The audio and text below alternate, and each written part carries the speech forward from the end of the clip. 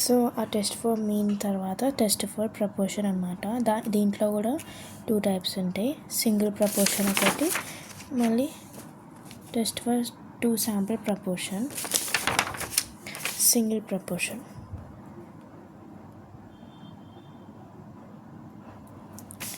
అయ్యో ఎందుకు ఇట్లా అవుతుంది. ఓకే, సింగిల్ ప్రపోర్షన్కి మనకు అదొక ఫార్ములా ఉందన్నమాట. Z = small p minus capital P by capital PQ by N. ఇప్పుడు మనకి ఈ ఫార్ములా ఉంది. ఈ ఫార్ములాలో కొన్ని వాల్యూస్ మనకి తెలియదు. సో అవి మనకి కొన్ని వాల్యూస్ మాత్రమే ఇస్తారు ఇక్కడ క్వశ్చన్లో. అవి అందులో నుంచి మనం ఇంకొన్ని కనుక్కోవాలి. ఇప్పుడు స్మాల్ p రావాలి. స్మాల్ p మన వాల్యూ డైరెక్ట్ ఇవ్వరు, మనమే తెచ్చుకోవాలి. Wear small p x/n. So మనకి x వాల్యూ ఇస్తారు, n వాల్యూ ఇస్తారు. ఈ రెండు మనం డివైడ్ చేస్తే స్మాల్ p వాల్యూ వస్తుంది. అండ్ నెక్స్ట్ q వాల్యూ రావాలంటే 1/P. ఇది చేస్తే మనకి q వాల్యూ వస్తుంది. మనం సబ్స్టిట్యూట్ చేసుకోవచ్చు ఇక్కడ. ఓకే, ఫస్ట్ మనం క్వశ్చన్ చూద్దాం. n = 400. ఇదొక క్వశ్చన్ నేను ఒక PDF నుంచి చేసిన. దాంట్లో 400 ఆర్టికల్స్ అని చెప్పిండ్రు. So n = 400. p is 20%. ఏదైతే పర్సంటేజ్తో వాల్యూ ఉంటుందో అది p అని మనం తీసేసుకుంటాం. 20% అంటే 20/100 అంటే 0.2.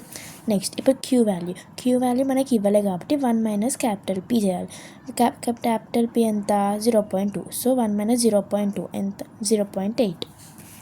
నెక్స్ట్ x వాల్యూ ఇస్తారు 50 అని. ఏదో ఒక వాల్యూ ఉంటే మిగిలిన వాల్యూ x అని మనం తీసేసుకోవాలి.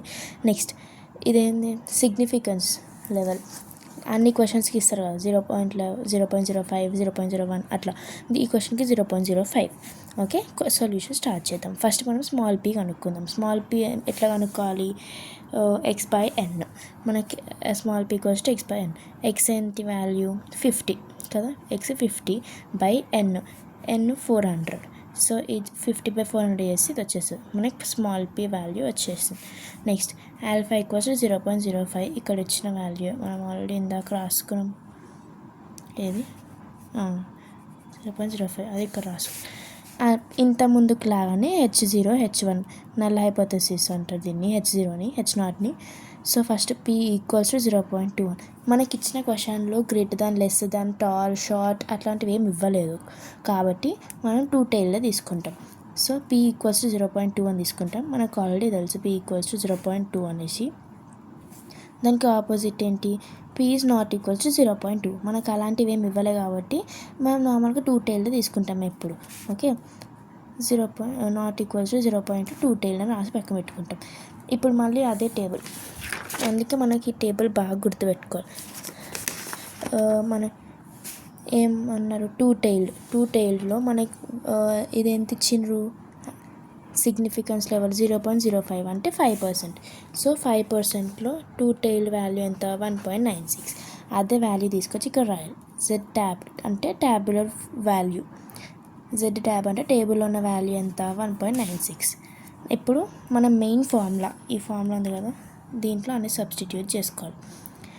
స్మాల్ p అంటే ఎంత? 0.125 minus capital P 0.2 by √/0.2 × 0.8. q value కూడా మనకు వచ్చింది బై 400.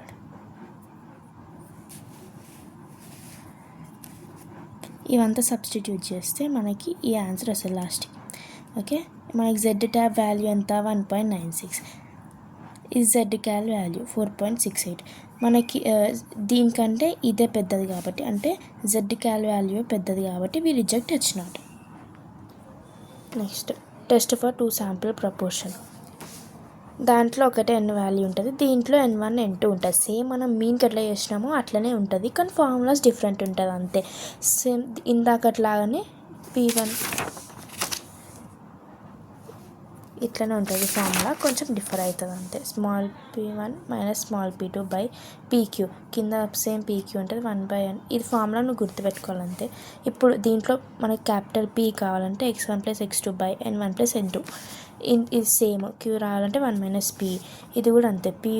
స్మాల్ p = x/n కదా. ఇక్కడ 2 వాల్యూస్ ఉంటాయి కాబట్టి x1/n1, p2 అంటే x2/n2.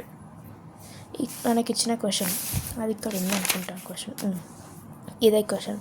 ఫస్ట్ వాళ్ళు ఏమన్నారు 400 మెన్ 200 ఉమెన్ అన్నారు. అంటే ఇది N1 ఇది N2. ఇన్ ద సిటీ అంతా అయిపోయిన తర్వాత ఇంకొక 2 వాల్యూస్ ఉన్నాయి కదా, ఇవి X1 X2 తర్వాత ఇదొకటి 0.05 alpha.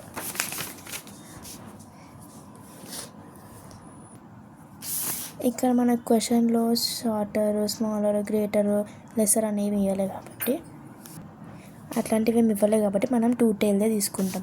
So H0 = P1 = P2, దాని opposite H1 = P1 not equals to P2. ఇప్పుడు ఆ ఫార్ములా ఏదైతే మనకి ఈ ఫార్ములా ఉంది కదా, అది ఇక్కడ రాసేసుకుంటే అయిపోతుంది. ఫస్ట్ P వాల్యూ కనుక్కోవాలి. ఇక్కడ ఏవైతే 3 రాసుకున్నామో ఇవి 3 కనుక్కుంటే అయిపోతుంది. P = ఇట్లా Q వాల్యూ కనుక్కుంటాం. తర్వాత స్మాల్ p1 స్మాల్ p2 ఇవి యూజ్ చేసి p1 p2 small p1 p2 కనుక్కున్న తర్వాత డైరెక్ట్ మెయిన్ ఫార్ములాలో అన్నీ సబ్స్టిట్యూట్ చేయాలి. లాస్ట్కి అన్ని సబ్స్టిట్యూట్ చేస్తే ఇది ఒక వాల్యూ వస్తుంది. అది అంటే మనం క్యాలిక్యులేట్ చేసినాక వచ్చిన వాల్యూ. ఇప్పుడు జెడ్ ట్యాబులర్ వాల్యూ ఇప్పుడు ఏంటి 2 టైల్ కదా, ఇదిగో 2 టైల్డే. మనకి ఎర్రర్ ఏంటి అంటే మనకి సిగ్మా ఎంత ఇచ్చినాడు లెవెల్ 0.05, 5% దగ్గర 2 టైల్ ఎంత 1.96. సేమ్ ఇంతకుముందుకి ఏది తీసుకున్నామో అదే వాల్యూ దీనికి కూడా 1.96. ఏది ఎక్కువ ఉంది, ఈ వాల్యూ ఎక్కువ ఉంది కదా, ఇది 7.142 ఉంది, ఇది 1.96 మాత్రమే ఉంది. సో జెడ్ క్యాలిక్యులేషన్ వాల్యూ ఎక్కువ ఉంది కాబట్టి వీ రిజెక్ట్ H0.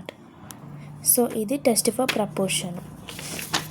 ఓకే, రెండిటికి ఇదే టేబుల్ మనం యూజ్ చేస్తాం.